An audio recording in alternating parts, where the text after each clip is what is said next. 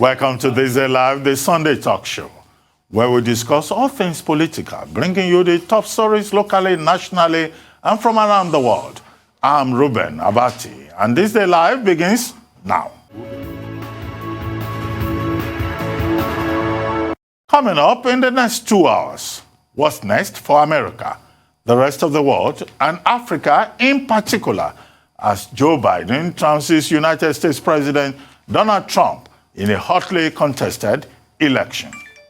Plus, revelations from petitioners last week at the Judicial Panel of Inquiry and Restitution on the EndSARS protests ruffles feathers. This is just as a recent rescue operation by the United States Special Forces in Sokoto State in northern Nigeria raises questions about the efficacy of their Nigerian counterparts to carry out similar operations. And results from elections in Tanzania and Cote d'Ivoire draw local outrage. The Democratic challenger to the White House, former Vice President Joe Biden, yesterday defeated President Donald Trump to emerge President-elect of the United States of America, effectively positioning himself to lead a nation gripped by a pandemic and a confluence of economic and social turmoil. His victory came after 4 days of nail-biting uncertainty, as election officials in battleground states sieved through and counted an unprecedented surge of early mail-in and in-person ballots that delayed the processing of millions of votes. Eventually, however, Biden crossed the 270 Electoral College mark with wins in Pennsylvania and Nevada, leading to widespread celebrations in America and palpable relief around the world. Biden, who will be 78 by the time he takes office on January 20 next year, staked his candidacy less on any distinctive political ideology than on galvanizing a broad coalition of voters around the notion that Trump posed an existential threat to America's democracy. The strategy proved effective, resulting in pivotal victories in Michigan, Wisconsin, and Pennsylvania, one-time Democratic bastions that had been flipped by Donald Trump in 2016. With his grip on the United States presidency assured, Biden, in his victory speech last night, focused on reuniting a divided America by reaching out to over 70 million people who voted for Trump. He went on to call for the return of bipartisanship and dismissed the notion that America is divided along the lines of blue states and red states, stressing that it is made up of the United States. Well, the president-elect certainly has his work cut out for him, not just in healing the divisions, but also by tackling the COVID-19 pandemic that has ravaged America, fixing the economy, and also restoring the United States as a global leader in the Committee of Nations. Now here to discuss Biden's victory and what this portends for the United States domestic and foreign policies is a former Minister of Foreign Affairs in Nigeria, Professor Bolaji Akinyemi. Professor Bolaji Akinyemi, thank you for joining us on THISDAY Live, the Sunday talk show. Hello, Prof. Thank you for joining us. Thank you very much. Hello. Thank you very much, Dr. Abati. It is a pleasure to be here. Thank you, Prof. Well, very quickly, what has happened in the United States in the last few days? What does it portend for American civilization and also for global civilization, in your view? And why should we be concerned about developments in the United States, which has, for days now, captured the imagination of the world? Well, I'm going to be a two-handed analyst, like the two-handed economist. Because I don't want to rain on anybody's parade, let me start with the positive narratives. At the tail end of your introduction, you said the implication for world civilization about what has happened in the United States. When CNN declared the election results and declared John Biden president-elect, my 7-year-old grandson called me on the phone and said, "Yay, we won." And I said to him, "Okay, we won." Because he is too young to understand why I took a back step when he said, "Yeah, we won." Because he's not an American. He does not live in the United States. So, who are the we who won? And yet a 7-year-old could identify with what has just happened in the United States. So that's an illustration of how much the world was on tenterhooks about this election. Now, as I said, the positive narratives first. I congratulate President-elect Joe Biden.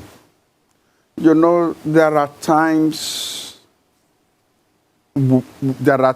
we use cliches and we then dismiss them as cliches. Well, Joe Biden is one cliche that we cannot dismiss out of hand. He had run for the presidency twice before, and now the third time he's won. So this confirms, as I said, the cliche that life is not about falling down. No, it's about each time you fall down, you get up again. And it doesn't matter how many times life knocks you down.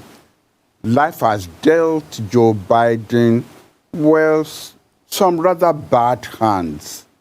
But finally, at his old age, he has achieved the pinnacle of his political ambition. So congratulations to him. Congratulations to the vice president-elect, who people who studied at Oxford or Cambridge will understand what I mean when I talk about she's been successful, triples, 3 honors. First woman vice president, first black woman vice president, first Asian woman vice president. So, 3 firsts for her. Congratulations to her. Congratulations to the United States that the system somehow worked and America is back on the world stage to almost universal applause. So congratulations to the United States. And congratulations to the world that for the next 4 years, they wouldn't have to deal with a disruptive, foul mouth, somebody who doesn't believe in protocol, somebody who doesn't believe in multilateralism. They will be dealing with a president who is committed to helping solve the problems of the world rather than adding to those problems. So congratulations all around there. Well, on the other hand, On the other hand, yes, Dr. Abati, Yes, Prof. Please are go you ahead. talking Please to go me? ahead. Please go ahead, Okay. Prof. You were going to On say the other something. hand, Yes. yes, on the other hand, I am not in an overwhelming celebrative mood. Rather, I am in a lamentation mood. I feel unhappy about what has just happened in the United States.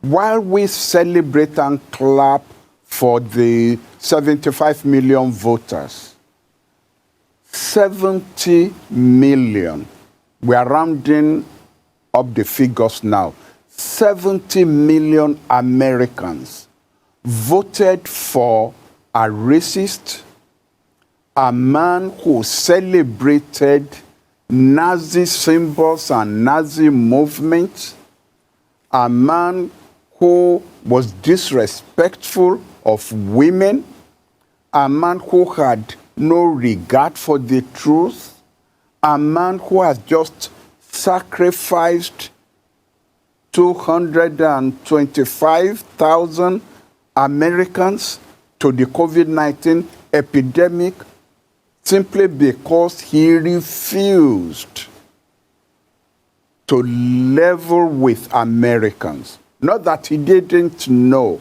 how treacherous this COVID-19 was going to be. It's on tape with Bob Woodward that as far back as February, he recognized how dangerous it was to Americans. But he refused to level with Americans. 70 million Americans still voted for him. This alarms me because we are not talking about 5 million or 10 million voters. About 47% of the voters voted for this man. Dr. Abati, Adolf Hitler won only about 30% of the German votes in the last free elections held in Germany. And we know the consequences of Hitler's victory in Germany. Apart from the Second World War, till today, German symbols have been adopted by right-wing populist movements all over Europe and the United States.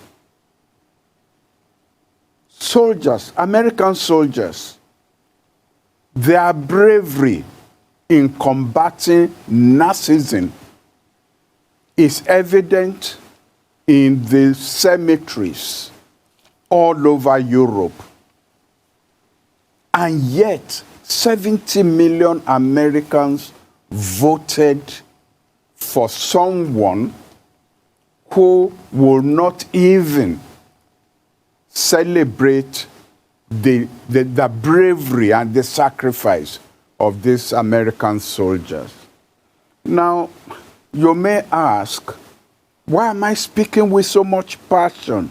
What does this really matter to me personally? I'll tell you why. I'm about the same age with President-elect Joe Biden. In fact, I am about a year older than he is. The first American president and the first world statesman that I met in my life was John F. Kennedy in 1962. I was only 20 years old. I met him in the White House. And since then, I had embraced American civilization. I had tried to pilot my own political values and my own political career after the trajectory of the United States. And it's been okay. I had met Carter, President Carter. I had met President Clinton. I had met President Bush, the junior, the son. So it's been all right. There have been a few here and there, like President Clinton. Like President Nixon. But by and large, it has been, to me, it had been a satisfying case of identity. And then to now have this happen, people may still be celebrating the light on the hill with the election of Joe Biden. I am sorry. As I say, I don't want to rain on anybody's parade, but I see a gradual decline of American civilization. If 70 million Americans can vote for this man, he has planted, President Trump has planted evil seeds in American political system that for the next 50 years is going to be not only with the United States, but with the world. You know, the Roman Empire did not just collapse overnight. The Roman Empire of Julius Caesar, of Augustus Caesar, became the Roman Empire of Nero. And gradually the decline set in. Well, Prof. Honestly, this is what this reminds me. Well, Prof, I get your point about the decline of the American civilization. But what do we replace it with? The Chinese civilization? But before you answer that question, let's quickly take Vice President Joe Biden's statement yesterday and listen to that, and then we'll come back and analyze this development in the United States further. Stay with us. The Bible tells us, to everything there is a season, a time to build, a time to reap, and a time to sow, and a time to heal. This is the time to heal in America.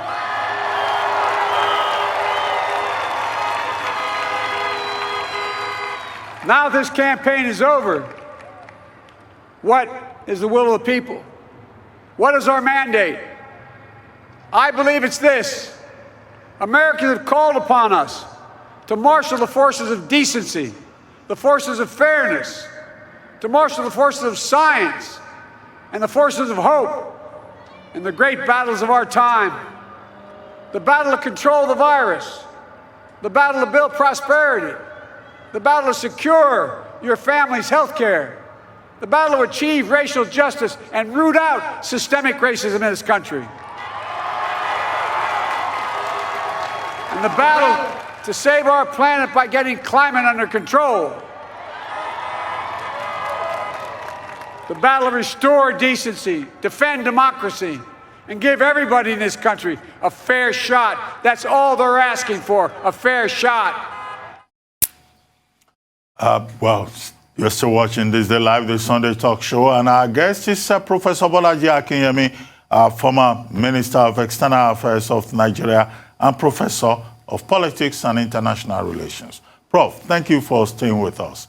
You were raising questions about the decline of the American civilization, and I'd asked you, what replaces it? Chinese civilization?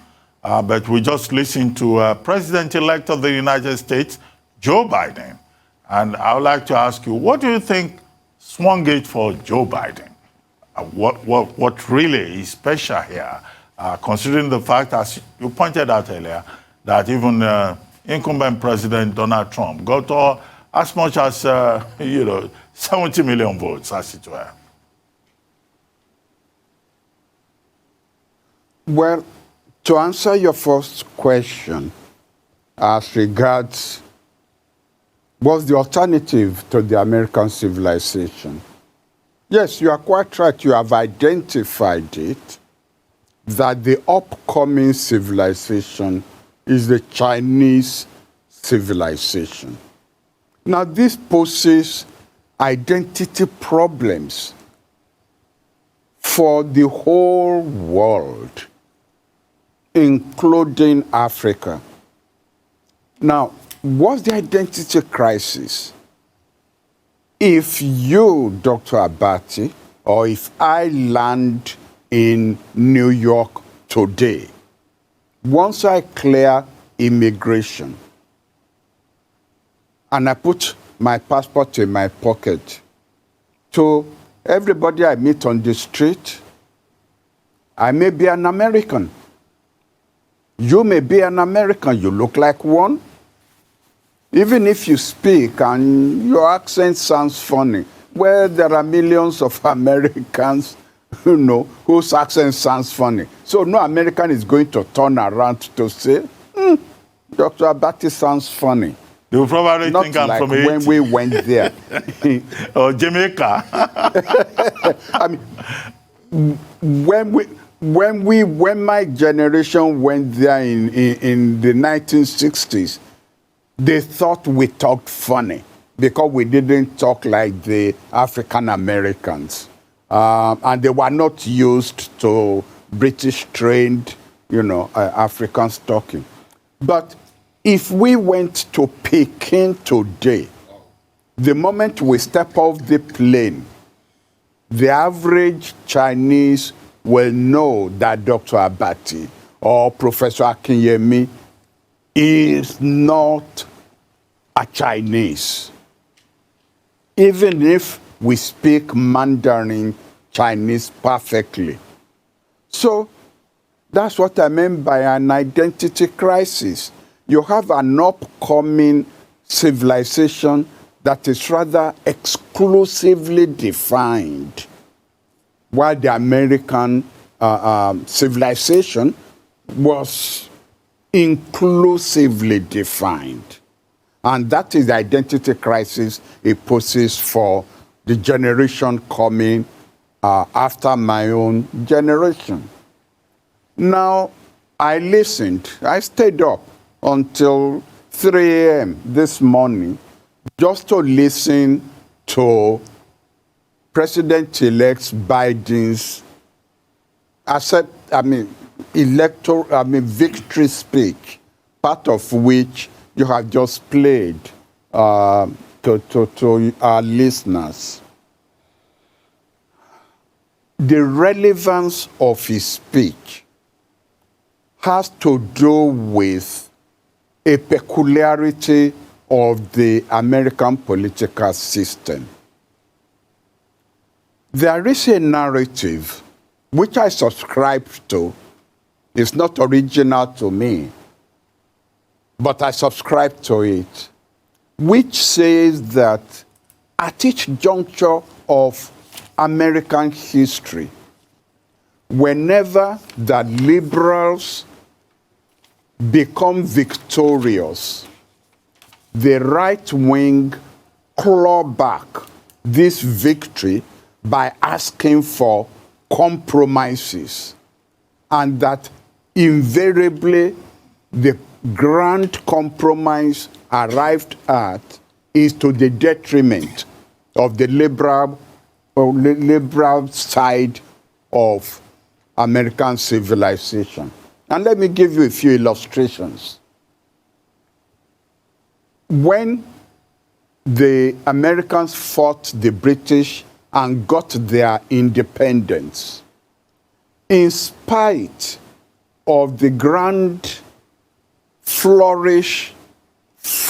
declaration in the documents dealing with independence, the right wing made sure that votes were denied to women, votes were denied to blacks, votes were denied to original Americans, votes were denied to even whites who did not own property. That was the grand compromise. Secondly, after the Civil War, won with the massive contribution in blood and tears of the African Americans. The compromise reached was to deny civil rights to the black Americans. This was the compromise reached after the assassination of Abraham Lincoln. So in a way, you could see what I mean by that narrative. Now already, there are now pressures. If you listen on American networks, there are now pressures being mounted on Biden in order to claw back the victory. Oh, don't listen to the radical Democrats. You didn't owe the victory to them. Don't listen to this, don't listen to that. You must be prepared to, have a compromise with Republicans and what have you.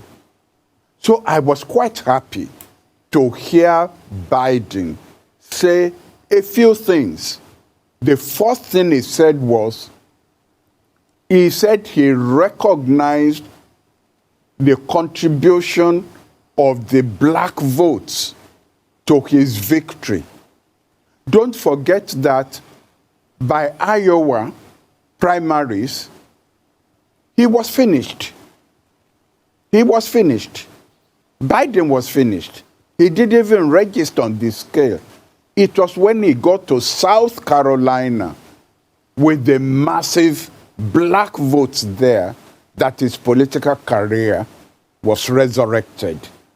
And yet for the governor of Ohio to be saying to him, don't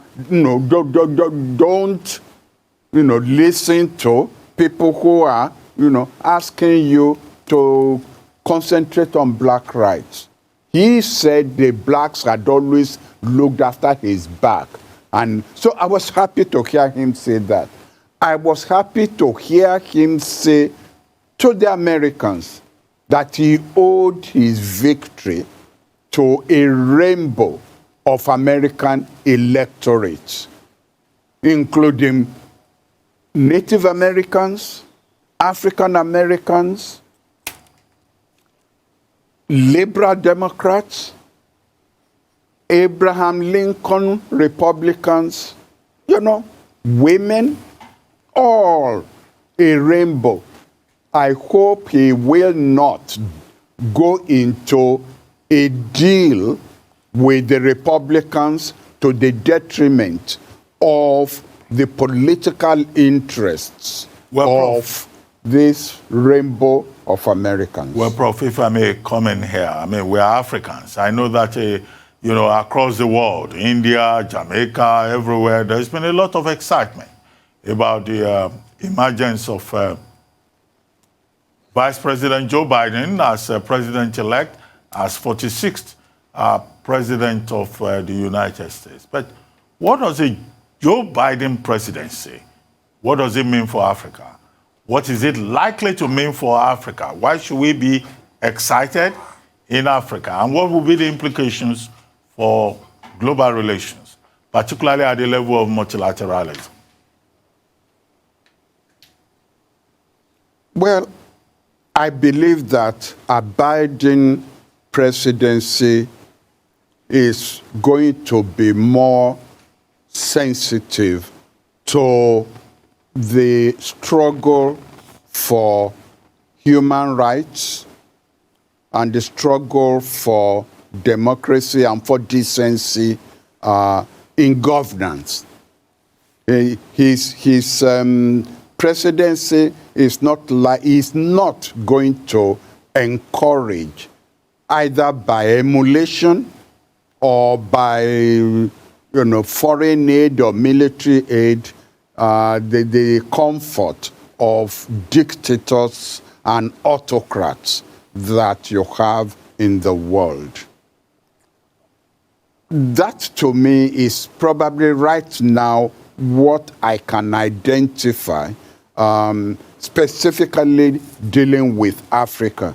Of course, African interests have always been part of interests promoted by multilateralism.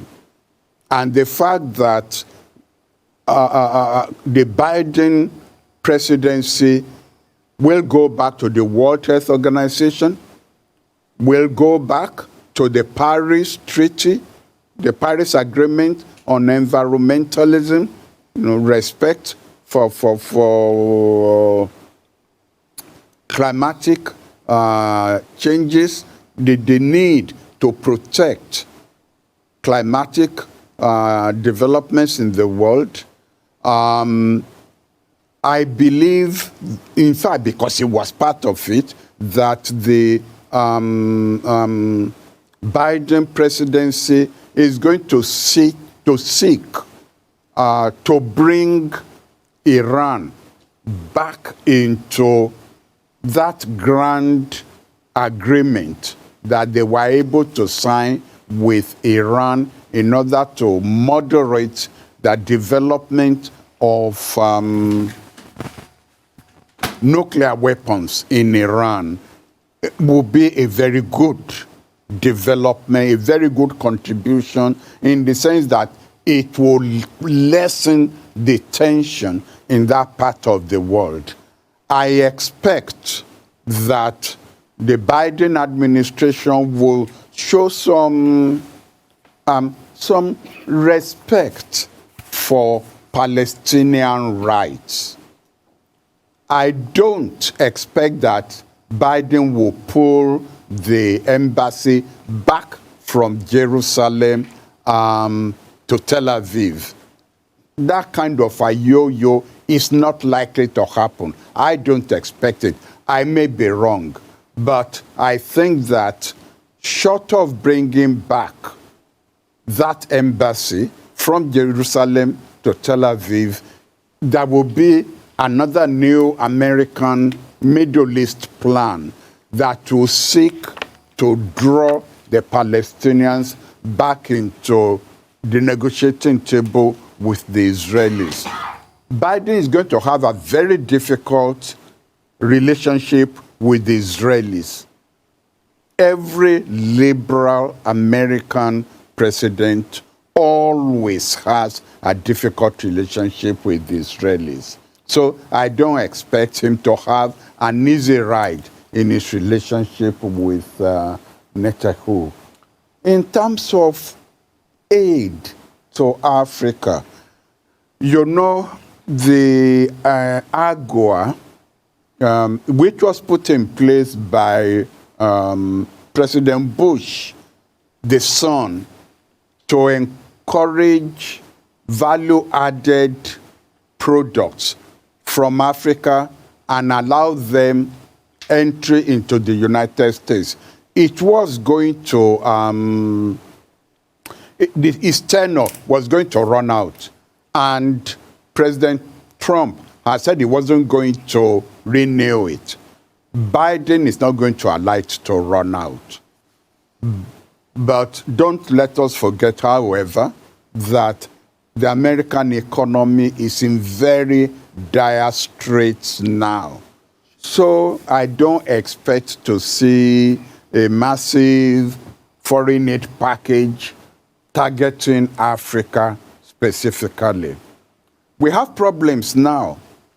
We have problems now in Ethiopia, Mali, Guinea, Tanzania, all dealing with Côte d'Ivoire, thank you, all dealing with the consequences of electoral malpractices. I foresee a Biden administration either directly or through surrogates, the AU, ECOWAS, and so on, being more involved in resolving those issues than Trump was. Well, Prof, we're going to wrap this up in about 10 minutes, but I would like to ask you about this. One of the things that Vice President-elect Joe Biden pointed out was how America is a land of possibilities. And that was also echoed by Vice President-elect Kamala Harris when she said, well, she won't be the last woman to be Vice President of the United States. That every girl watching her could see that the United States is truly a land of possibilities. But what do you think? Is the symbolism of Kamala Harris emerging as first black woman to be vice president, first woman to be vice president, first Asian American to be vice president? How important is it beyond the symbolism of racism and gender? Well, first of all, it's only in the United States that you could have what I will call the Harris phenomenon. Nobody can really define a unique identity for her. Yes, the blacks can claim her. Then the Asians claim her. Then, of course, the women claim her. It's only the United States, really, where it can happen. And, of course, we shouldn't forget anywhere in the world that emphasizes merit, Kamala Harris will be an embodiment of that merit. If you look at her trajectory, Attorney General, Senator, etc., etc. Now, America reinvents itself. There's something that Winston Churchill said, that the United States invariably does the best thing, haven't tried all other possibilities. And I expect that Kamala Harris will be the first American female president on merit, given her talents, given what we have seen in terms of her trajectory from California now to the Navy House. The Navy House is what they call the residence of the American vice president. It's not just to young girls in the United States. I think to young girls all over the world, it will be an inspiration that things are possible, positive things are possible. And so when they face discrimination, when they face negativism in their own culture or in the exposure to the rest of the world, they have the example of Vice President-elect Harris to, at least in that sense, that light on the hill is still shining, is still beckoning. I expect that President Biden is going to open up America again in terms of a flexible and more inclusive immigration policy. So more people from the rest of the world attracted by the American dream are again going to flock to the United States. Yes, they will not be able to become president unless you are born in the United States. But like her parents, the new influx may be parents of a future senator, a future cabinet member, or a future president, or a future vice president. Well, It's a good day. It's a good day for women, a good day for young girls, a good day for blacks, a good day for Asians. well, Prof. In spite of what I have said about the decline in the civilization, it is still a good day for the world. Well, Prof, I asked you earlier about the implications of a Biden presidency for multilateralism. But I'd like to ask you about something that is of immediate interest to us, the race for the Director Generalship of the World Trade Organization. Many Nigerians had said, oh, with a Biden presidency, we'll be in a much better place. Do you share that view? And that we would likely see a Biden presidency who will not be, as antagonistic as President Trump has been with regard to the WTO and the WHO, and even, if you like, the AFDB. Well, the WHO, as I said earlier, the Biden will go back into the World Health Organization. The WTO is a bit more problematical. Now, you see, the WTO has now become a vicarious struggle between the Americans and the Chinese. While I don't expect Biden to employ the crudity of language of Trump, he's going to be civil. I mean, he was chairman of the Foreign Relations Committee in the Senate for a long time. So you can expect civility in his attitude towards the rest of the world, including the Chinese. He's got to be careful that he's not painted as bending over backwards to please the Chinese. Now, the Chinese have, in the conflict over the candidature struggle in WTO, have pitched their tent with Okonjo-Iweala, and the Americans have pitched their tent with the South Korean delegate. Now, South Korea is a more intimate ally of the United States all across board than Nigeria is. I'm quite aware that Ngozi took on American citizenship, but she was still sponsored not by America, but by Nigeria. So it is possible that even within the Biden administration, she will still be seen more as a Nigerian than as an American. So the long and short of my answer to your question is, I don't know. I really don't know. Well, but Prof, quickly, before we go, and we have a very limited time before I come to the panel that is here in the studio with me. President Trump has been saying this election is not over yet. He says he will go to court. He says he will contest the election.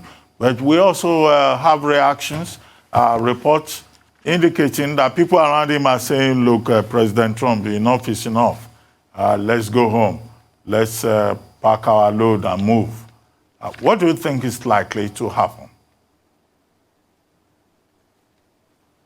Well, first of all, President Trump is doing a disservice to democracy, whether in the United States or in the rest of the world.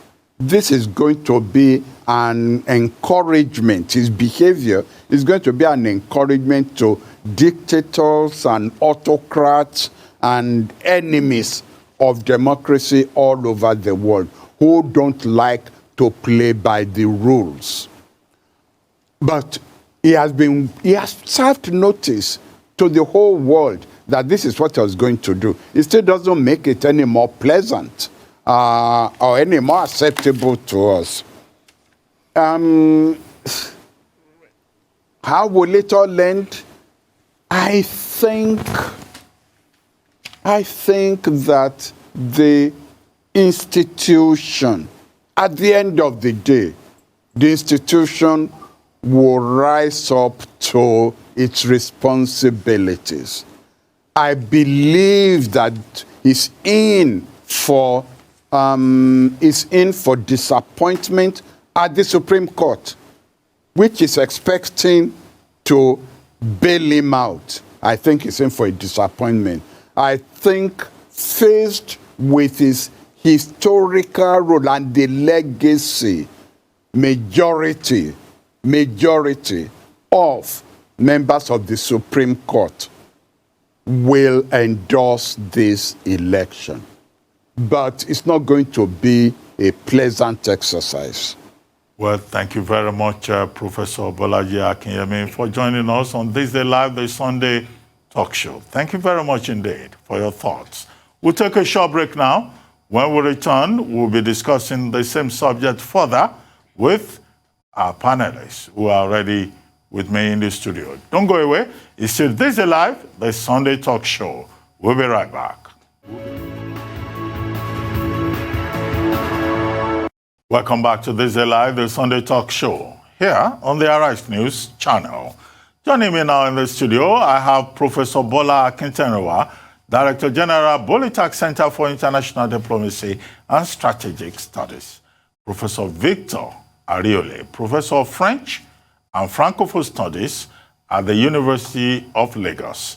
And Chike Ogea, former Commissioner for Information, Delta State, earlier in the studio. Chike, let me start with you. You have listened to Professor Bolaji Akinyemi on the American elections. What do you make of this? We're told, we have read reports indicating that President Trump is angry. He doesn't want to agree. He wants to end up like President Adams, who was turned into a trespasser in the White House. What's your take on what has happened in the last 24 hours in the United States? President Trump insists that the election has not yet been declared, and that it's only the networks, the media networks, that have called the election. Yes, by my training, Ruben, I'm a legal practitioner or a solicitor. So everything about us is all about due process. And that is what we just watched play out in the United States of America. And for a country that's had a civilization and a democracy and an electoral culture for over 200 years, I'm not surprised at what's happening. If you notice, they don't have a central INEC system that everybody has to wait for to call the election before you can say a valid election has taken place. Everything happens automatically because all the different institutions are so strong and so resilient, and they all play their roles.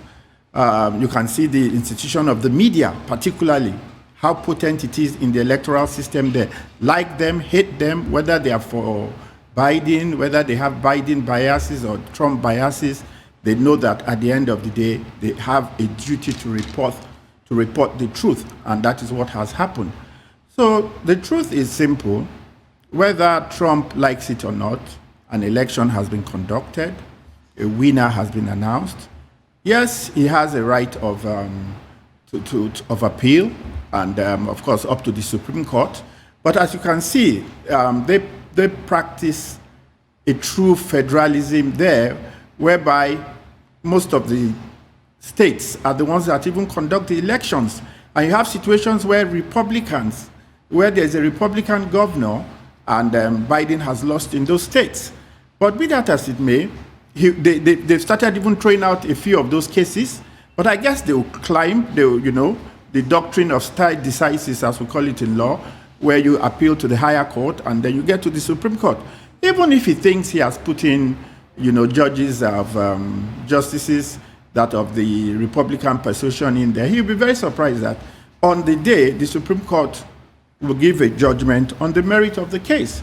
So I have no problem with what is happening.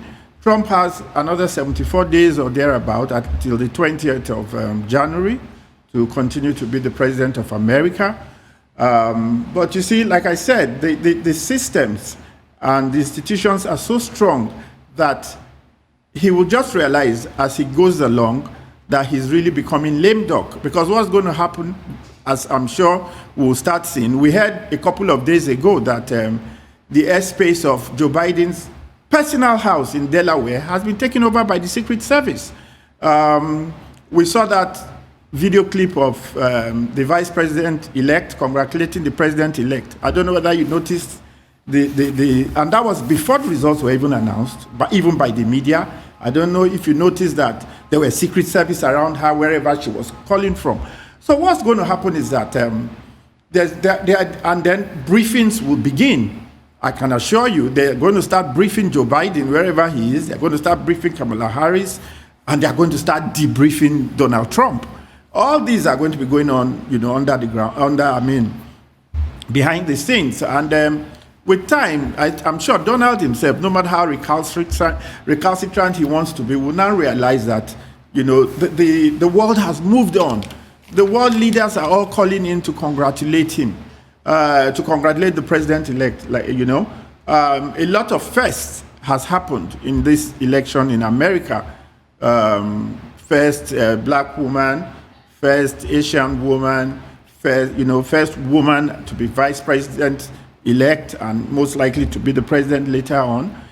First man of that age, of Joe Biden's age to be the president after he had tried 3 times and all of that. So there are all these, a lot of history is being made in this. But in all of that, just like Professor Akiyemi said, what I found most discomforting was the fact that, or rather discomforting, was the fact that 70-odd million Americans still voted for Donald Trump. That is really troubling, because that tells you that America basically is a deeply racist society. How can 70 million people still vote for that man? I don't understand. In as much as Donald Trump is not, unlike a lot of people think, he's all bad and all of that. No, I think he has his own good points like every human being. He has his own policies that a lot of people like. Even, do you know that in the statistics, more black and Asian and Hispanic people voted for Donald Trump than any other president in Nigeria? You know, there's also that statistics on the ground. Does that still tell you something again? So, it just shows that there's just so much going on in the world. But like Professor Kiyami said, in all of this, I pray we don't lose the American culture in the world that has been, the dominant player in the free world and has been, what the role it has played, and it is still yet to play.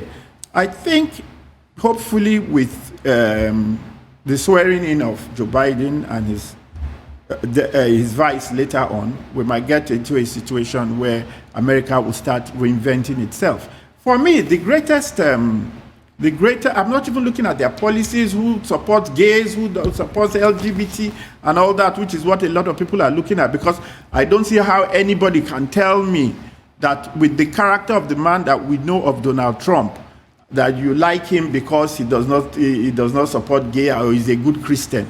Please, Christianity is in the mind and not what people say, But like I said, what we need to wait and see now is that, the debris of this whole confusion, like I said, the systems there are very strong. It's not, I don't think it's by happenstance that we have not seen skirmishes on the streets where some real new whiteists and, these people, Ku Klux Klan and these great haters of other tribes will come out and get on the streets and start, having a brawl with supporters of Biden.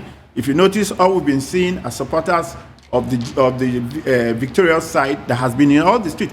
Even right outside, that just tells you about democracy. Right outside the White House. Have you seen if Trump peeps out of any of the windows in the White House and he sees what's happening just a few feet from where he is, I'm sure he will realize that this got to be something, you know? So all in all, I think this is a great test for America.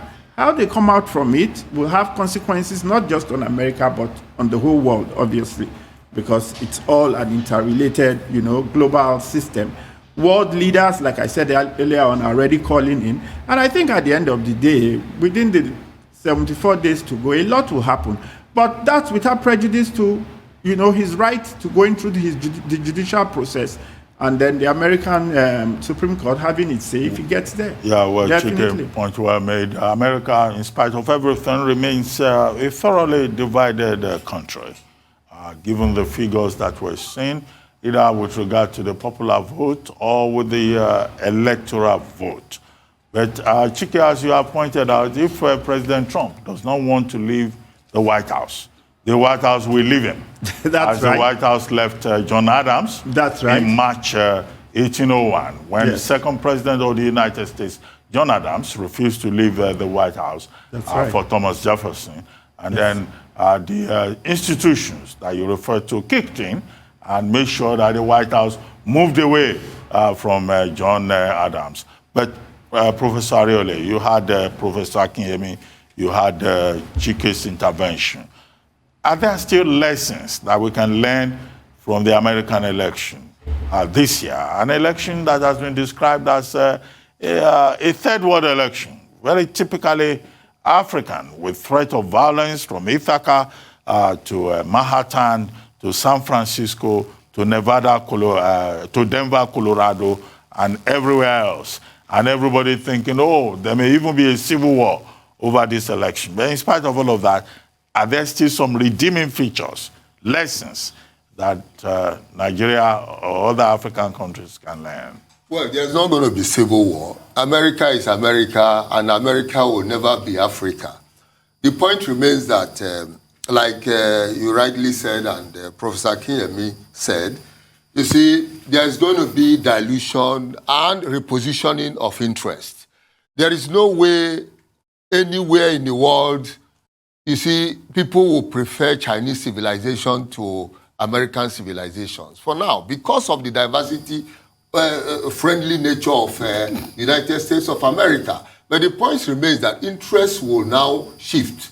There will be dilution of some strong noted interest in America. Like I once heard Condoleezza Rice, who has been a Republican, says about what to do about the adults, promise given to the adults. That's the American descent of slaves that should now come in.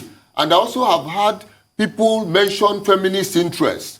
The right of woman to decide which kind of pleasure he goes about with his body, her body or thereabout. We have also had other interests, the Islamic interests, being protected by people like Omar in Minneapolis, talking about what is their own in the Michigan vote dimension, which helped Biden to win the Michigan vote. So interests are going to be redirected, diluted, which is what makes America a beautiful nation. You wouldn't see that in China, you won't see that in Japan, you won't see that even in Europe that is slightly closer to America. So that's what's going to happen. And about Trump accepting or not accepting, as you said also, I mean, we have had John Adams in 1801, who was completely on the side of the Confederate, like they say in America, between the Confederate and the Unionists. And it's like same thing, highly divided at the time between the Confederate and the Unionists. And, Thomas Jefferson was willing to be the real America that requires things to be re-engineered and re-energized so that the world will still see the beauty of America. And he took it up, and everybody knew. By the time it was January 20, as you said, they left John Adams behind in the White House and elected him as a normal president they expected to be for America. And it went on. So it's also something of that nature in 1801, where the Confederates and the Unionists, if you like, current situation, they call themselves Democrat Republicans. You know, Thomas Jefferson called himself Democrat Republican, distinct from the other one that claimed to be Federal or Confederate Republican. And you can see it's a divide issue of, do you allow the white people, the women to vote? Do you allow black people to vote? You know, these are issues that were part of the problem of the time. And as today, just as it's mentioned, 70 million Americans still feel that they need Donald Trump as against 75 million Americans, which is just a marginal issue, which means there are still great division. And Trump just came out to prove that America is really divided. Don't just be looking at us in that superficial way. I have come to prove that there is great division in America. And his 4 years prove turbulent division. You know, and every Americans were, knew that, yes, there was problem. Division exists. Now, it is time for Biden to think of how to bring about reconciliation and renewal and readjustment and diffusion and reposition of interest so that America will continue to be the champion that is supposed to be in the world. And everybody appreciates the presence of USA as a better champion than who else would it be? You know, so it's expected that Biden will come in with interest realignment, reposition, rejigging, re-energizing for a better deal for the total USA person, including the extended world friends the USA has. It's what is expected. Well, Professor Akintere, I will still pose the same question to you, taking off from where Professor Ariole ended it. What should be the priorities for President Biden as he prepares for the transition? He has talked about, he and Kamala Harris, they're going to hit the ground running. What should be his priorities, particularly in terms of international relations, which many people say, well, President Trump damaged. That's one. Two, I would also like you to comment on the issues of race, gender, and what exactly has happened as we have seen it, and whether or not President Trump still has a chance, because he says it is not over until it is finally over, and he will fight to the last moment. Is this the rhetoric of a drowning man, of an angry man, of a man who has lost it? Let me begin with Professor Ariole's last submission. He talked about the challenge for Joe Biden, that there will be need for him to address this issue of racial, as racial problem. I think that there's not much Joe Biden can quickly do. Absolutely. The meaning of 70 million people voting, in terms of statistics, it simply suggests that the American society has a substantial amount of people who strongly believe in inequality. That is to say, how will you expect Joe Biden? What strategy will he have? What miracle is he going to be able to perform when people are convinced that, look, they are superior to some other categories of people? This is a question of conviction. It's not just ordinary ideology. So, when a group of people does not believe that you are his equal, that you don't operate at the same level, then you will need to go a very long way. You will need the grace of God to help convince people who hold that belief. So the issue is not saying probably, okay, you can pass law, you can make law to make it illegal, not to hate the black, not to hate the Hispanic. But that is it. Are you going to tell me that George Floyd, who was killed, the policeman did not know that it was wrong to kill him the way he did openly? If he had fired him with a live ammunition, it's still a different thing. But you put someone underneath a car, then you now kneel down on his cervical vertebrates. I cannot breathe. I cannot breathe. That is the high, the crescendo of human wickedness. So the policeman knew quite well that it was wrong, but he was still doing it. That is what we call racism. You know, this issue of 70 million people. When Professor Akinyemi raised the matter and explained it in the context of decline of American civilization, I think he made the point very brightly, because, so in this case, the implication for humanity, global civilization, is that. That's the first point. You are telling me, or you are asking me, what eventually will happen if, for instance, Donald Trump refuses to go, or does he still have any chance to win? Okay. Look, let me tell you that the beginning of joy does not necessarily put an end to the beginning of wickedness, bitterness, unhappiness. Joe Biden is happy. Donald Trump is unhappy, is bitter. But you have provided the answer. If Donald Trump does not leave the White House will leave him. So you cannot be more correct on that. If we come to Professor Akinyemi's other point, you know, he was talking about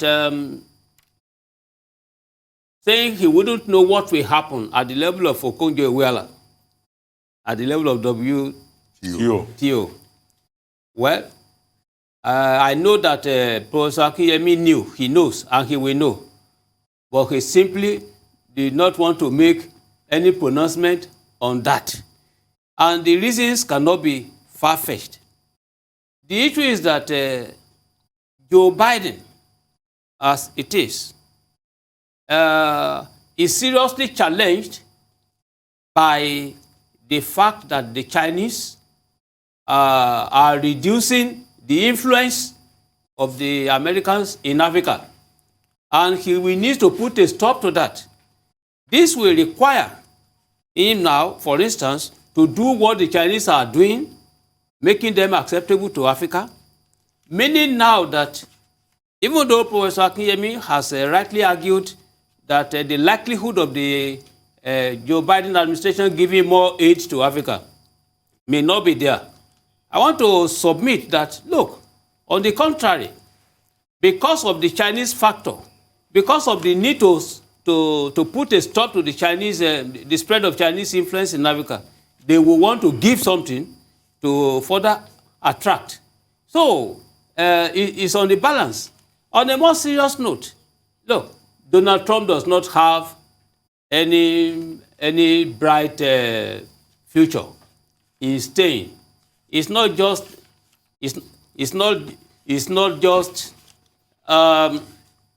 a drowning fish in the waters. That's just his own case. He's only now struggling not to actually perish. Most unfortunately for him, Donald Trump, the issue now can be likened to a Yoruba proverb, which I will just simply say like this. Look, níjọ́ tí ṣìgìdì bá máa tẹ́, a ní ká gbé òun sójò.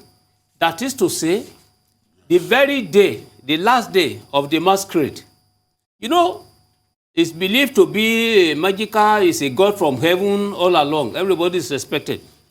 But now, if the end comes for him, what makes people to be afraid to respect him? You put him in the rain, and the rain will wash the powder, the globe, and that will be the end of it. The figurine wants to be disgraced. Precisely. To say, take me to the river to swim. And that's the end of it. And the figurine will dissolve right there in the river. On that note, proverbial prophetic, I guess, for President Trump of the United States. We'll take a short break now here on THISDAY Live, the Sunday talk show. Stay with us. We'll be right back. Welcome back to THISDAY Live, the Sunday talk show here on the Arise News channel. Still with me in the studio, I have Professor Bola Akintenewa, Director General, Bulitac Center for International Diplomacy and Strategic Studies, and Professor Victor C. Ariole, Professor of French and Francophone Studies at the University of Lagos, and Chike Ogia, former Commissioner of Information. Don't worry, Chike, you will become a minister very soon, one of these days in Nigeria. But you were Commissioner of Information in Delta State, and the conversation continues. For the better part of this program today, we've been discussing the U.S. general elections and the emergence of Joe Biden as president-elect and Kamala Harris as vice president-elect. But Professor Ariole, Professor Akintenewa, and Chike, before we take the next program, just to make a point that indeed, in that election, it would be mistaken to assume that 70 million Americans that voted for Trump are all racist or supremacists. Indeed, we should note that many African Americans and Latinos also voted for President Trump. And I mean, if you even look at his record as President Trump is on record as having done a lot for African Americans and also for minorities. But in the past also, you will recall that black people, African Americans, had a tendency to vote more for the Democratic Party. So everything was in play in that election. So as we try to contextualize and analyze what has happened in the United States in the last few days, I think we also need to unpack some of the details. But let's come home here to Nigeria. Chike, are you with me? So we come to a national topic here in Nigeria. The Judicial Panel of Inquiry and Restitution set up by the Lagos State government to probe police brutality and extrajudicial killings resumed sitting last week with more revelations brought to light. This included the panel's viewing of the closed-circuit TV footage from the October 20th shooting by the military at peaceful protesters who were at the Lekki Plaza. At its resumed sitting later on Friday, the panel also took testimonies from the Nigerian Army personnel regarding the shooting, during which the commander of the Night Brigade, Brigadier General Musa Esu Ndage, insisted that soldiers deployed at the Toll Plaza had fired blank ammunition into the air to disperse the protesters. He maintained that the soldiers never shot at or killed anyone, and there was no massacre on the night of October the 20th. The military was expected to continue with their testimony yesterday, but this ran into a hitch when the panel was forced to adjourn sitting. The chairperson of the panel, retired Justice Doris Ukuobi, explained that the panel had no option than to suspend sitting as the absence of two youth representatives had rendered it impossible to form a quorum.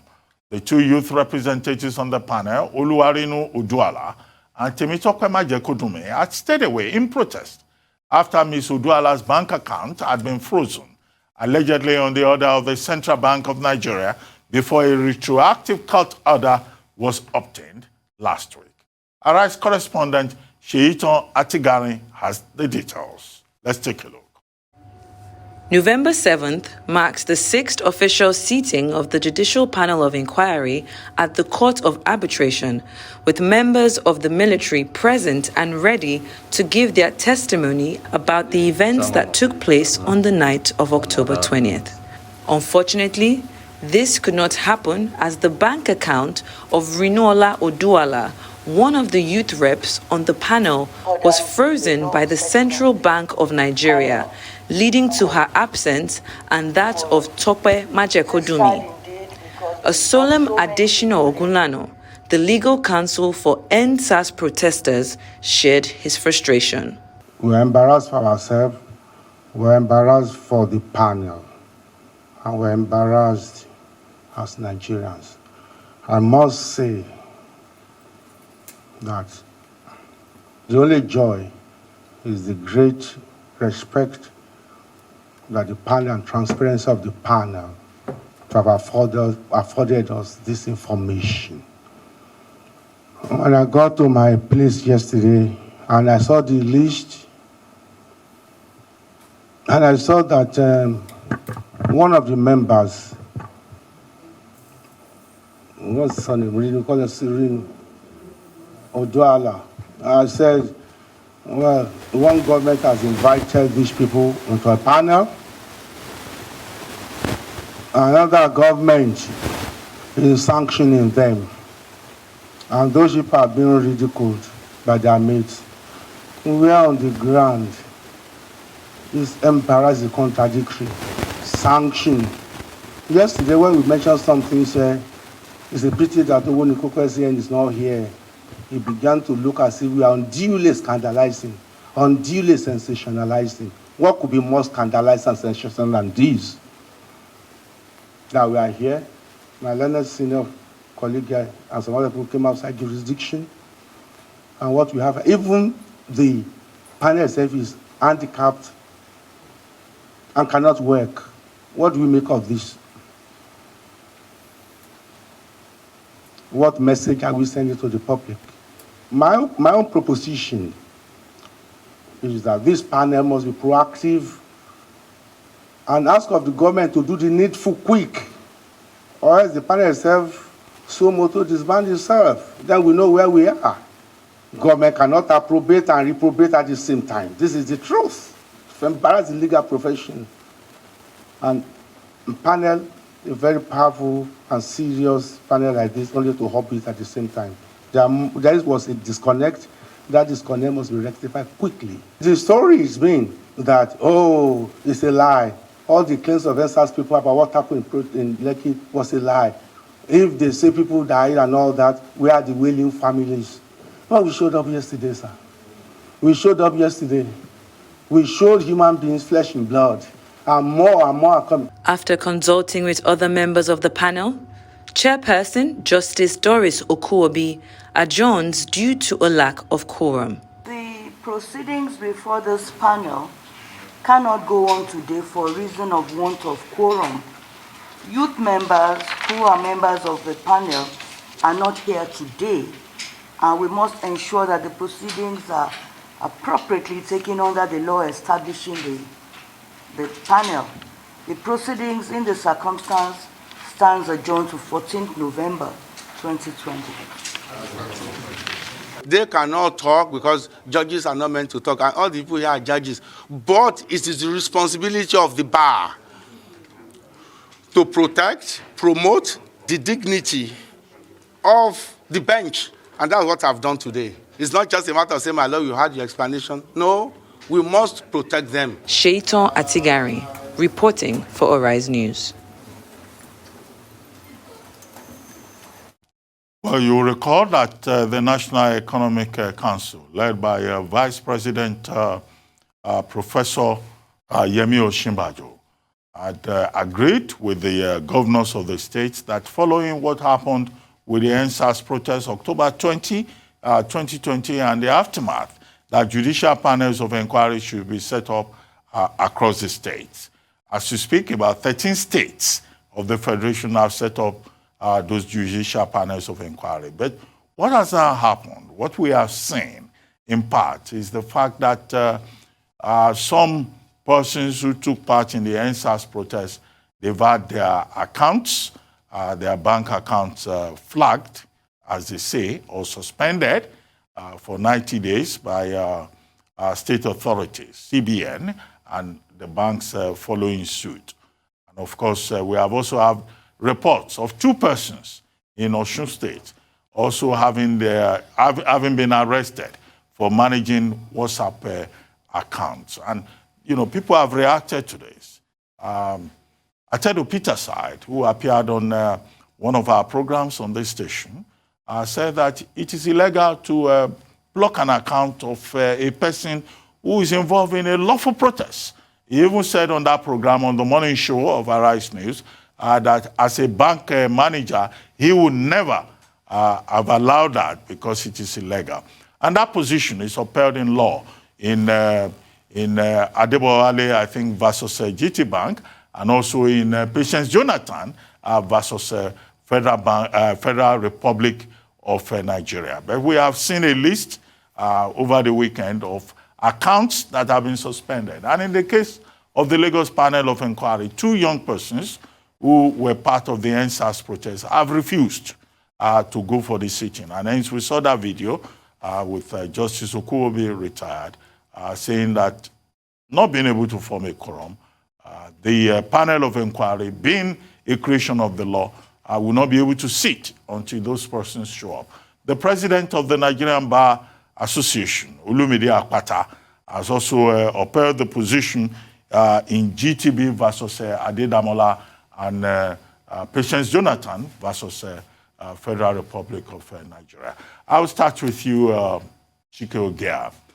What are we dealing with here? Is this intimidation, fascism, or an attempt to further breach the right to freedom of expression? In our program on a Sunday, the Sunday before the Tuesday, I did make a statement. I said, that the young people must have an end game, that the protest would not go on ab initio and infinito. I also said, I made that statement categorically, that after God is government. And in that statement, I was trying to adduce to the ambivalence of government. Having served in it, both at the federal and the state levels, I know how duplicitous and ambivalent government can be, just like I said. And the truth is that I am not surprised at all at what is going on. Because you see, when you have an adversary, the first thing is that you must understand the capacity and the capabilities of your adversary. Otherwise, you will be, you'll be playing with a lot of fire that you don't even understand where it's coming from. Now, you see a situation where the government says, we're setting up a panel, we want to sort this out, there's been a problem. First, don't forget, we even came from the background of when they said there were no soldiers, then there were soldiers, then there were no live bullets, then there were blanks, then there were this. All, just a melee of things, giving you the work to go and, put it all together. Then finally, we come to a situation where a judicial panel is set up with very distinguished jurists, just like he said, because I know the lady that is the head of that panel, extremely, distinguished retired judicial officer, and her co-panelists. And then you said, okay, maybe tokenism, I don't know what it is. You obviously give 2 slots to the youths, which is good. And then just while the panel is still sitting, I think one of the youths tried to travel out of the country. You stop her from going, you seize her passport, You tell her to come, she goes. You say she should come on a Friday, and she understands, obviously, she must have good legal counsel, that whenever they tell you to come on a Friday, you better don't go there, So she said, don't worry, I'll come on Monday, for obvious reasons. Now the panel begins to sit. They've sat once, they sat twice. By the third time, they started blocking the accounts of these same people that we are trying to sort out. We are trying to sort the whole situation out. Like the legal practitioner said, Ogunlano, you can't approbate and reprobate at the same time. You give with one hand, you take back on the other hand. How do you want to sort out the issues when you are still already, being punitive to the people? It doesn't make sense. And like you rightly said, you are making a mockery of the judicial process. And the very learned professor, the vice president of this country, who was my teacher and who I have, a lot of regard for. When I see things like this happening, my mind goes to him first and foremost. But again, because I've been in government, I understand. I understand his predicament, and I just say, oh God, this shouldn't be happening to Prof. That is the truth. The government has to make up its mind what exactly it wants to do. If it wants to sort this out, let it come out, and in good faith. It has to show good faith. And then we can unearth and, find out what exactly went on that Black Wednesday. But when we keep doing things like this, different amorphous arms of government are taking different steps at different times, muddling the waters even more. Okay, look at the case of the Nigerian army. They had subjected themselves to civil authority, which is something to be praised. They actually came there, which is the right thing. And yet, you don't give us a chance to, because even though you knew they were going to come, you knew there was this other subversion that was going to go on the other hand, and it has rendered it nugatory for us to know what exactly they have to say. We are missing almost a golden opportunity here. So I think the government must decide whether they want to do this thing and let Nigerians know exactly what happened. Let us come to, a conclusion on this, and let us go forward, with our country. It was a very, very terrible situation that happened. We saw how all of a sudden the whole country, a country that was already struggling with police protection and all of that, somehow down the line, a well thought out protest was hijacked, and then all of a sudden the police that was supposed to be what we were advocating for, better services, better training, better living conditions for the police. When you see the barracks and all that kind of thing, they were the ones that disgruntled Nigerians turned up against and even started killing them. And then we're looking up for them for succor. We found out that we had totally ungovernable spaces all over the country, and the whole place was, we were all in danger. So what I'm saying is that we need to come to a conclusion on this, because this matter is not over yet. And as long as we are not prepared to tell the truth to each other and unearth the truth, because as far as I'm concerned, what we are doing now is like a truth commission, so that everybody can see what really happened, blame apportioned to the right places, and then we can start on a new slate. Well, Chike, on yes. The seizure of passport of one of the supporters of the protest. Yes. Her name is Modupe Odele. Yes. And the immigration said, well, it is not true, it's fake news, nobody seized her passport. But she insisted her passport was she would not say they seized her passport if they did not. So she has also been asked to come and collect her passport. Yes. We don't know whether she has collected it yet. But no, she hasn't, because they asked her to come on a Friday. Yeah, but she has rights under the law to query Section 5, subsection 1 of the Passport Act, and also to insist on her rights under fundamental rights procedure, which is an existing procedure under Chapter 4, Sections 35, 38, 39, 41, 42, 45. So if they don't give her a passport, she should go to court. She's a lawyer, incidentally. But as for the police, the military, saying they didn't fire live bullets, some people have shown some of those silver and brown, bullet shells. And they've shown the ones that were fired, 7.62 millimeters bullets that looked like they were fired and that they were live bullets, and 9 mm bullets that looked like they were also fired. I hope that the panel of inquiry will do its job. But Professor Ariole, what is the truth? Because as he pointed out, that's what we're looking for. Well, will we ever know the truth? You know, with government, it's not easy to know the truth because they seem to be the powerful or the stronger in this case, as against the youth who are protesting, who are the weaker side of the game. And as lawyer, I'm not a lawyer, but with you lawyers, and the expectation is that government should protect the weaker ones, or that the law should protect the weaker ones. And as we see it, they are saying that bullets were shot, and everybody has been saying it. My only worry is how I wish a situation will come out where those who really were killed are brought to the picture so that we know the families who are really claiming their people or their sons or daughters were killed. Now, the whole world would have seen the truth and known that this is where we stand and that there is some criminal implication in all these things.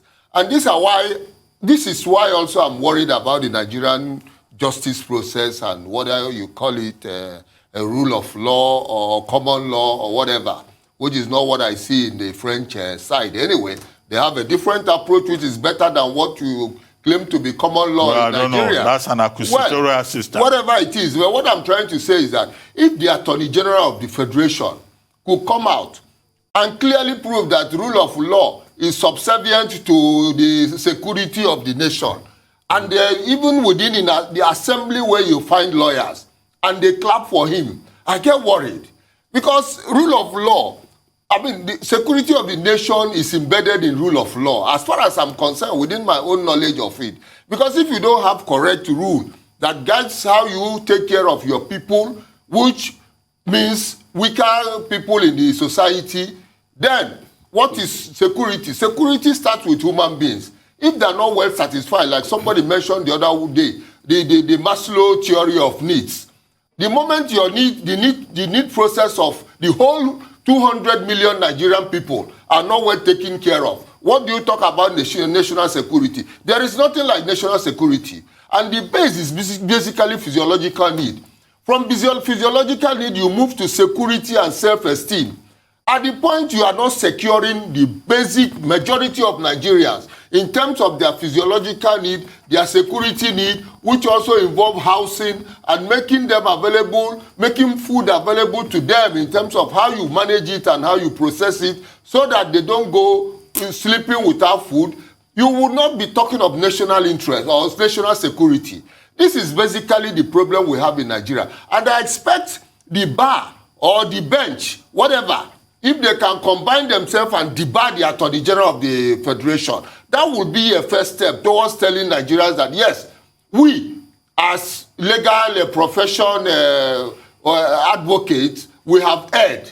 We have erred in the sense that we expected the Attorney General to be our best image, but we don't see it. And we're supposed to do something to talk of debarring him.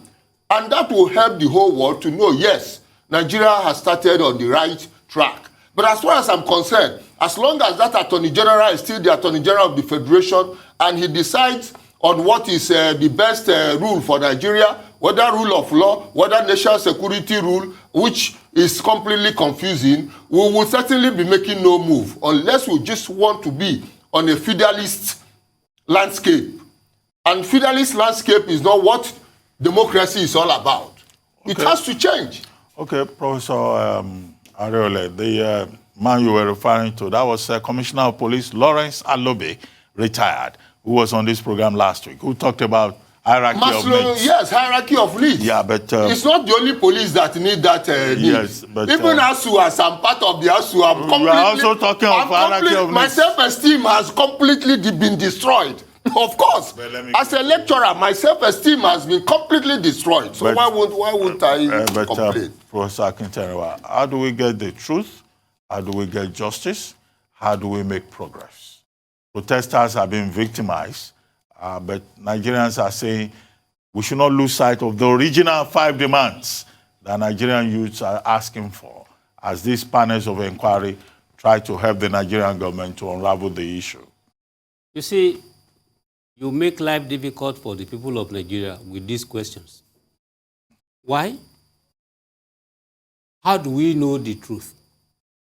Do you know the truth because somebody comes into the open and tell you this is the truth?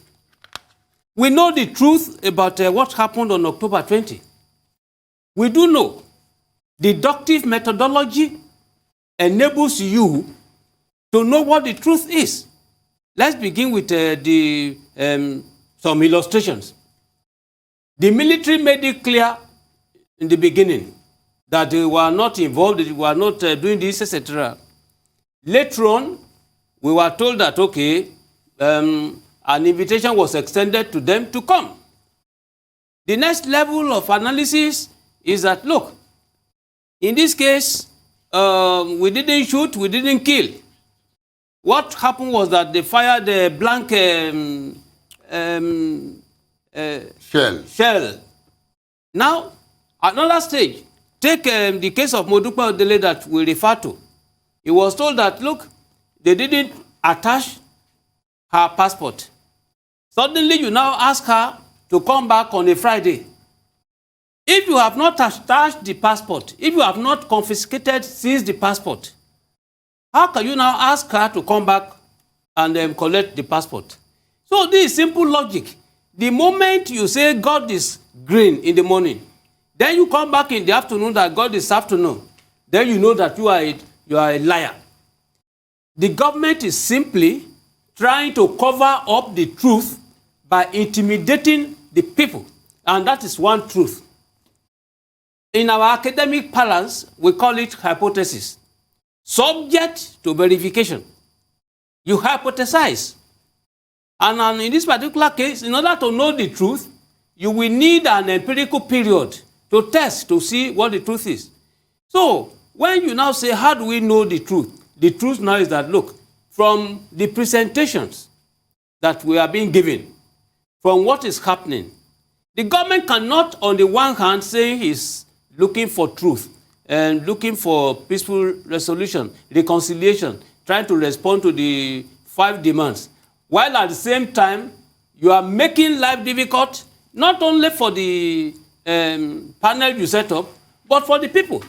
Now, how do we go about it in the future? I think that at the end of the day, in this Nigeria, the time has come when, for instance, if you now want to set up a panel of inquiry, we may not even need the government to establish it.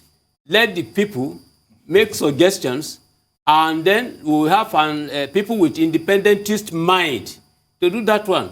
This government, at the end of the day, only needs one thing: acknowledge the truth at its level, apologize. We have done this wrong. But now a situation whereby the military will be coming, giving us one argument or the other. Why do they think that the people of Nigeria do not have common sense to reason? Why do you think that people will not appreciate this? I commend the Okuwobi's panel by now saying, okay, we didn't form a quorum by law. It's trying to be very objective, very sincere. Now, when you attached, you blocked the accounts of people. I had the opportunity in life to listen to Atedo Peter Side.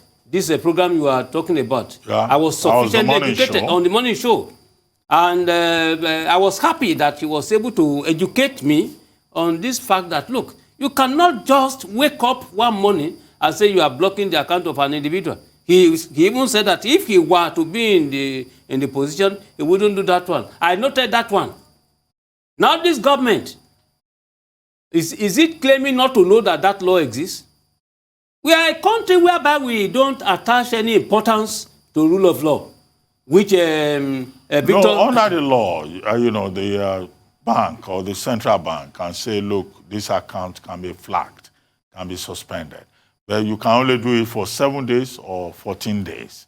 But in this particular case, they are flagging it for 90 days. And then, of course, there are circumstances under which you can do that.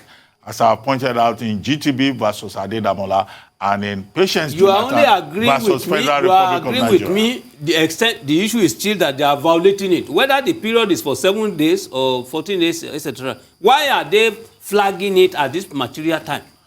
Anyway, Professors Akinterewa and Professor Ariole and Chike Ogea, let's take another subject of interest here in Nigeria. Following the recent two-stage rescue of an American citizen by United States Navy SEALs in Sokoto State, Nigeria's Minister of Defense, Bashir Magashi, said last week that the country will explore the current partnership with the United States to tackle insurgency in the country. Magashi confirmed that Nigeria had given permission to the United States to undertake the hostage rescue almost as soon as the federal government was contacted, and ruled out speculation that the United States may have violated Nigeria's sovereignty. His clarification came after U.S. Special Forces successfully rescued an American citizen who had been kidnapped by bandits in neighboring Niger Republic and brought to the northern part of Nigeria, where he was held hostage. But with Nigeria's desire for collaboration with the United States of America to tackle the insurgency in the country get the desired response. Professor Akinterewa, I think I should start this with you. Philip Wharton, that's his name, he was kidnapped from Niger and then brought into Nigeria, and he was later rescued by Navy SEAL Team 6, which is a counter-terrorism team, an elite team within the United States. And then since then, Nigerians have been arguing, is this a violation of Nigeria's sovereignty? Although the statement by the United States mission in Nigeria indicated that this was carried out through collaboration, partnership with the government of Niger and the government of Nigeria. What are the possibilities here with regard to how we can deal with insurgency, banditry, kidnapping in Nigeria? Well, let me begin with the argument of Ambassador Keshi, Joe Keshi. Joe Keshi, yes. He was on the morning show. Joe Keshi strongly believes that although it is on paper that we do have strategic partnership with the United States, he doesn't believe that in practical sense, in empirical terms, that we can really talk about any meaningful, any constructive strategic partnership. To an extent, I will agree with him. At another level, I will not. Now, the example we are examining clearly shows that this is an expression of strategic partnership because of shared values, shared interests. The United States, particularly under this problematic Donald Trump has not shown any keen interest in giving expression, meaning to this strategic partnership. It has been there. Okay? The relationship has even gone beyond strategic partnership. They talk about binational commission, in which case at least the level of, will require the level of vice presidents, all those things handling. Now the issue is that when the Nigerian government first of all requested for the purchase of these Tucano aircraft and other aircraft that will be required to deal decisively with the Boko Haramis, the Americans did not accept. They fear that, look, the Nigerian soldiers will not be cautious enough, will not be good enough to be able to protect their technology, that the insurgents will have access to their technology, and they will not allow Nigeria to have access to that. When Nigeria turned to Israel, the Americans blocked it. We turned to South Africa again. The attempt was blocked. So if we now turn to Russia subsequently. Now, if we now have a situation of a kidnapping, hostage, and the Americans will now want the support of Nigeria, and we did give that particular support.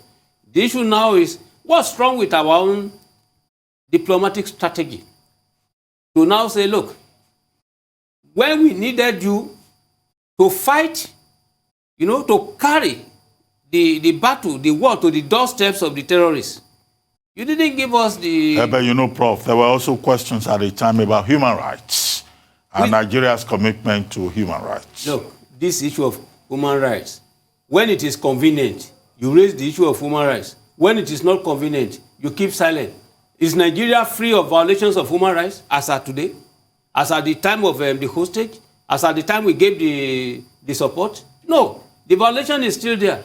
The bottom line is simply that, look, Nigeria did well by giving support because we are both fighting terrorists. Anyway, but quickly, let me take Professor Ariole's viewpoint on this before I go to Chike. Professor Ariole, what do you think?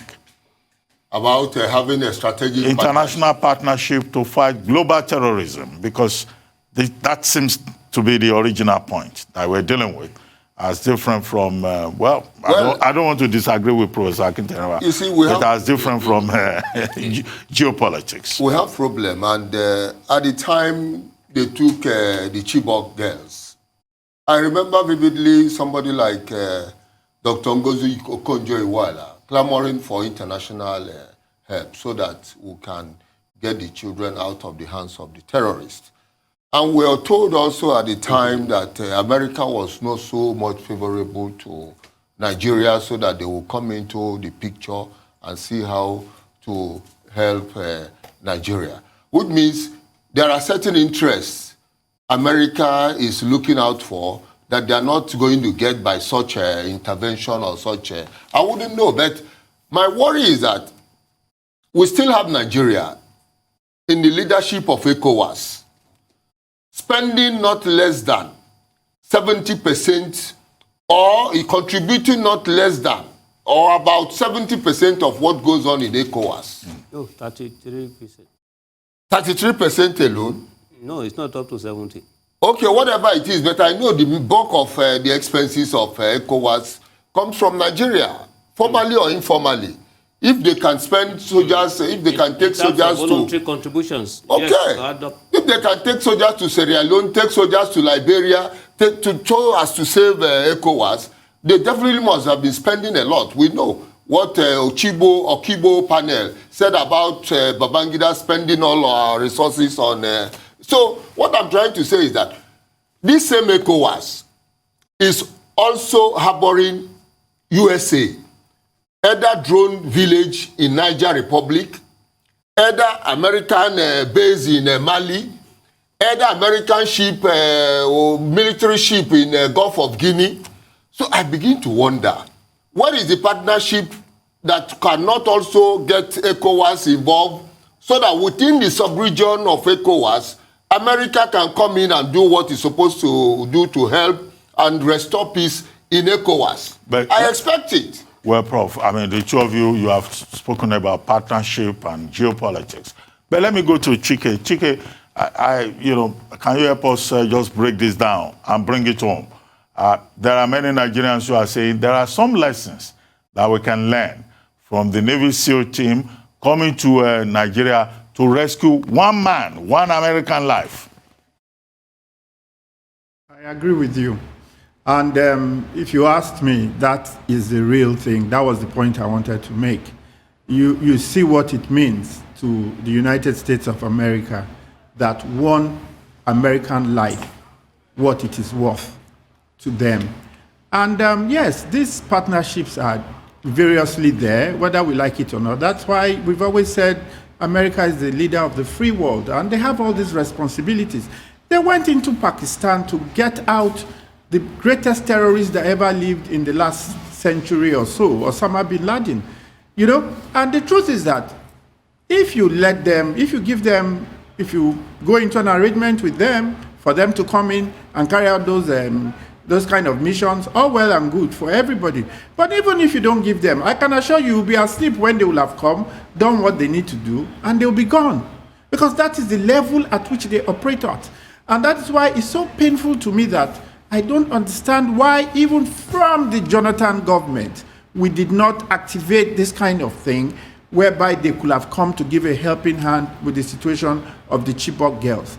As we speak now, the Chibok girls are still in Sambisa Forest or wherever they are. Some of them have been sold into slavery, and all of that. The little girl, I've forgotten her name, Leah Sharibu, she's still there somewhere. Those are the things we need to activate those kind of partnerships for. And I was so glad to see that. You are quite right. Yes, that the Americans could pull off such. You are quite right, Chike Ogia. Thank you very much. You've been watching This Day Live, the Sunday talk show here on Arise News. Thank you, Chike Ogia. Thank you, Professor Akinterewa. Thank you, Professor Ariole. From our entire team and I here in Lagos, it's bye for now, and thank you very much for watching. You will see you again next week. Thank you.